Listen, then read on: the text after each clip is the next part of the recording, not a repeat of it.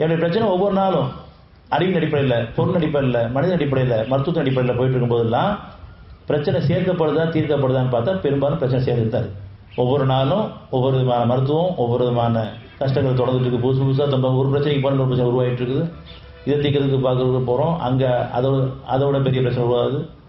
போகிற மருத்துவராகட்டும், மாந்திரியமாகட்டும், அல்லது நம்ம போகிற இடங்கள்ல அங்கே பிரச்சனை புதுசாக உருவாகுது.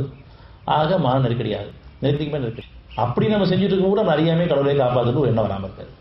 நீங்கள் அறிவு கூட முயற்சி பெற்றிருந்த போதிலும் நம்ம அறியாமலே கடவுளையும் கூப்பிடும் போது கடவுள் கருணை புரியல, நம்ம இறைவன் கருணைக்கு ஏதோ ஒரு நேரம் நீங்கள் உங்களுடைய அறிவு கூட முயற்சியில் நீங்கினதுக்கு அப்புறம் இதுக்கு மேலே ஒரு வழி இல்லை அப்படின்னு சொல்லும் போது என்னுடைய வழி நமக்கு அமையுது.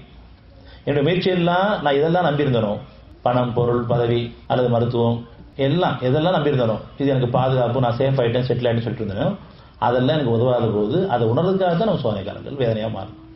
எல்லாம் இருக்குது, உணவு சாப்பிட முடியல, சுவாசிக்க முடியல, கழிவுகள் விதிய மாட்டேங்குது, என்னால் எந்திரிக்க முடியல, நிற்க முடியல, நடக்க முடியல, என் பொருளை வச்சு நான் என்ன பண்ணுறேன். இப்படி நம்ம எல்லாருமே நம்முடைய கஷ்டங்களுக்கு நம்ம காரணத்தை சொல்லிட்டு இருக்க வரைக்கும் நம்ம கஷ்டம் தீர போல அந்த சோதனை வேறையாக மாறும்.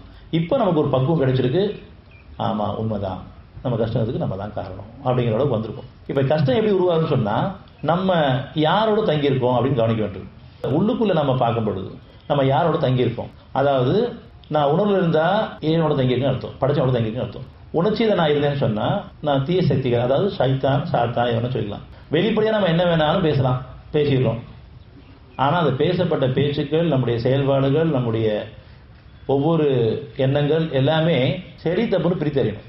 அப்படி பிரித்து அறிஞ்சிட்டு நான் அதை அவனோட மன்னிப்பு கேட்டு மேலே விட்டா போதும். நான் இறைவனோடு இருந்தேன்னு சொன்னால் மனசு அமைதியாக இருக்கும், சமாதமாக இருக்கும், தெளிவுகள் ஞானங்களை கிடைச்சிட்டே இருக்கும், என் வாழ்க்கைக்கான தெளிவு கிடைக்கும்.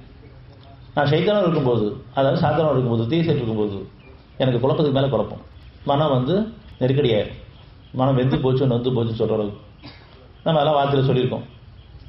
மனசு வெந்து போச்சு நொந்து போச்சு, மனசு அலக்கலிக்குது, அலப்பாரிது, மனசு அமைதி வேணும் அப்படி விரும்புகிறோம். ஆனால் குழப்பத்திலே இருக்கிறோம். இந்த குழப்பத்தை எடுக்கக்கூடிய தீய சக்திகள் நம்மளோட இருக்குது. அதை நம்ம உதவி தேடணும், இந்த தீய செயல் வேண்டாமேன்னு சொல்லிட்டு